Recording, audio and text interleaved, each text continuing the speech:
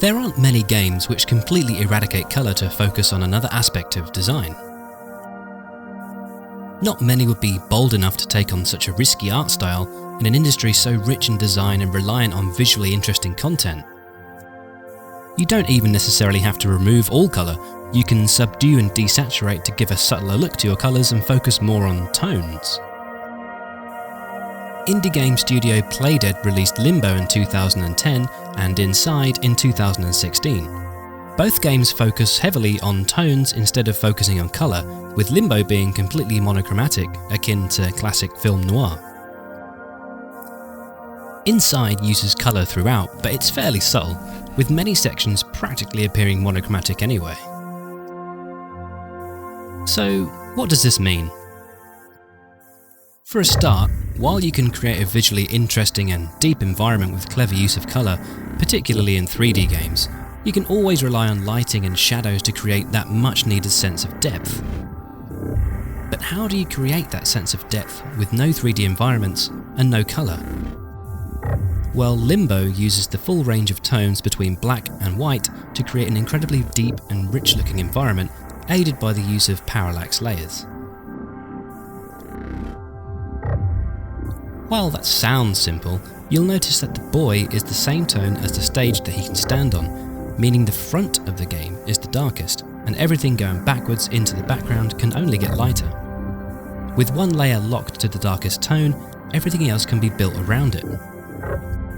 This means caves will look menacing and dark, and bright open stages will look blinding. It also means you get to play around with contrast.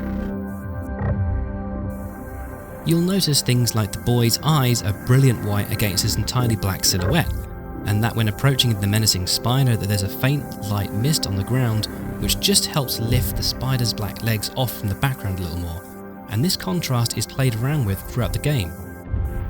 So you'll normally see light electricity in dark areas, and environments with prominent defining features like trees or buildings will mostly have a much lighter background. Contrast also helps create striking imagery, such as the headworms or the boy when he's covered in silk. This also means that important sections of the game can be highlighted easily, like where to grab a ledge or find a ladder, and that more narrative-driven bits of the game can be darkened so attention can be focused elsewhere. This can also work the other way around too, so you can hide things in the foreground with the player, or put him in a completely dark place and you'll just have to trust that there's nothing menacing in there with you. The theme of Limbo as a whole is uncertainty, with the very name suggesting that this is neither one place nor another, but somewhere in between. You're not asleep, but you're not quite awake. Some of the game is in focus, while some of it isn't. And the use of monochromatic tone instead of colour helps paint this unsettling theme. So how did Playdead continue this artistic philosophy into their next game, Inside? Firstly, this game is 2.5D or 2.5D, meaning it's completely 3D but sticks to a side-on view with movement restricted to left and right, unlike the entirely flat 2D Limbo. This means some really nice landscapes and more striking imagery can be achieved. Secondly, the setting of the game is less ethereal and more literal, meaning the focus and vignette effects from Limbo are absent, replaced by clear, vivid settings. While there's now use of colour in this game, it's very sparingly used, limited to lights and occasional room ambience, with an overall blue hue throughout.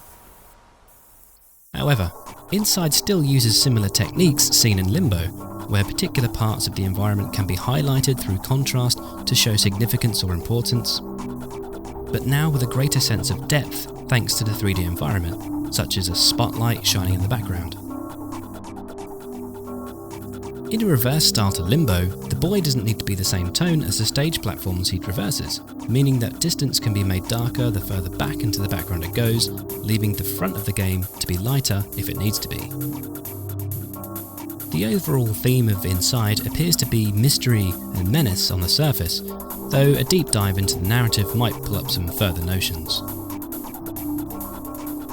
So, both games have the ability to induce some creepy, unsettling and genuinely frightening experiences through their muted palette and rich contrast. Silhouettes in particular are a tried and tested gimmick in the history of horror, and they've been put to very effective use in these two games. It'll be interesting to see how Playdead's next game stands against Limbo and Inside, and if they'll continue to emphasise tones over palette. Hey, thanks for watching and thanks for your comments on the Cuphead video. Spectator101 says reckons the style is the substance, and then it greatly helps telegraphing attacks because it gives the design a lot of freedom thinking about different ways to possibly attack. That's a really good point. I think I'd like to go back and maybe touch on that and saying about the style is substance. That's a really good point. Bananapool9 also talks about being telegraphing. That's really interesting. I didn't know a lot about telegraphing, so it makes me kind of think more about how the animation is actually really well written into the design of the game as well. Grant Borderland had actually some criticism about the puppet I used, and that is quite unsettling, and it's to do with the eyes bobbing up and down. That's quite a common criticism actually of the puppet, so I might eradicate the puppet for a little while and just stick to maybe sort of video essay style and bring the animation in again maybe later on when I have more time. Kenji Paris says he loves the puppet, so that's a nice little counter argument there. Alexander Barefoot asked if I was British American. Maybe that's just the way I talk, I don't know. Do I sound British American? I mean, I'm British, you know, east of England, so. And Moon's Deity said a lot of stuff mentioned here backs up why cartoons in that era look so dark and uncanny. Thanks for pointing them out, definitely learned something out of this video. Yeah, so I'm glad you learned something as well.